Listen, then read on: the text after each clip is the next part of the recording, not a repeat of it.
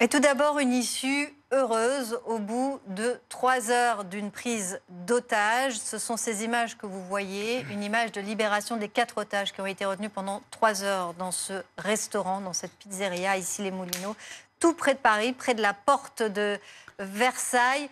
Magali Chalet, vous êtes sur place, racontez-nous ce qui s'est passé. Nous nous trouvons à une centaine de mètres de la pizzeria où avait lieu la prise d'otages. Nous, on a entendu un grand bruit et ensuite on a vu les 4 otages sortir. Donc ils ont été libérés par les hommes de la BRI. Ce sont eux qui sont intervenus. Donc il n'y a eu aucun blessé. Le suspect, lui, a été interpellé. On sait qu'il était armé d'un couteau lors de la prise d'otages. Il souffre de toxicomanie et il est connu des services de police. Il s'agit du fils du gérant de la pizzeria et il menaçait de se suicider. Alors toute la rue est encore bouclé, mais le dispositif de sécurité est en train d'être levé puisqu'il reste encore quelques hommes de la BRI et quelques policiers, mais il y en a beaucoup moins que tout à l'heure. Merci beaucoup Magali Chalet, donc en direct d'ici les Moulineaux avec Louis Gagneux-Pin. Une toute dernière information, Boris, avec vous?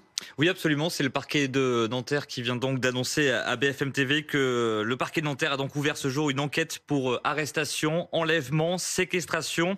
Enquête confiée à la sous-direction de la police judiciaire des Hauts-de-Seine. La personne interpellée a été placée en garde à vue et elle va faire notamment l'objet d'un examen psychiatrique de compatibilité avec cette mesure, puisqu'on va le rappeler, cet individu lui souffre de toxicomanie. Donc un expert va donc devoir statuer si il peut être entendu sous le régime de la garde à vue ou si son état psychiatrique ne le permet pas. Mais donc cette information principale, l'individu a donc été placé en garde à vue dans les locaux de la sous-direction de la police judiciaire à Nanterre. Une prise d'otage qui a été dénouée en 3 heures, Boris, grâce à l'intervention de la BRI. C'est un succès pour cette brigade. Oui, un nouveau succès pour ces hommes de la brigade de recherche et d'intervention, puisque cette prise d'otage, elle n'aura duré que, entre guillemets, 3 heures. Bien évidemment, le temps était beaucoup plus long pour ces 4 employés qui ont été retenus en otage par ce forcené. Tout a commencé peu après 13 heures dans le centre-ville d'ici les Moulineaux. C'est aux portes de Paris, non loin de la porte de Versailles pour ceux qui connaissent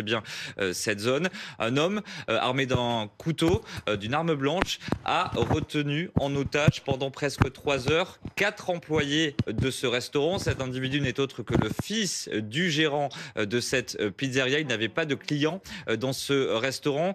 Tout de suite, c'est un large périmètre qui s'est mis en place avec tout d'abord les hommes de la BRI, la brigade de recherche et d'intervention. Pourquoi la BRI? Eh bien parce que nous sommes en zone de la préfecture de police de Paris. C'est donc eux qui ont mené l'intervention. Il y avait également un négociateur qui a tenté d'entrer en contact avec le forcené pour obtenir sa reddition. Et puis à côté des forces de l'ordre, bien évidemment, les sapeurs-pompiers, là pour sécuriser le périmètre et puis d'autres effectifs de police pour donc tenir à l'écart les nombreux curieux qui se trouvaient dans cette zone. Donc nouveau succès pour la BRI, Karine, une prise d'otage qui aura duré presque 3 heures, 4 otages libérés, 4 otages qui n'ont pas été blessés, en mise en cause interpellés et placés en garde à vue à Nanterre. Pas de blessés également du côté des hommes de la BRI. Merci Boris. Donc cet homme interpellé en garde à vue actuellement dans les locaux de la sous-direction de la police judiciaire des Hauts-de-Seine.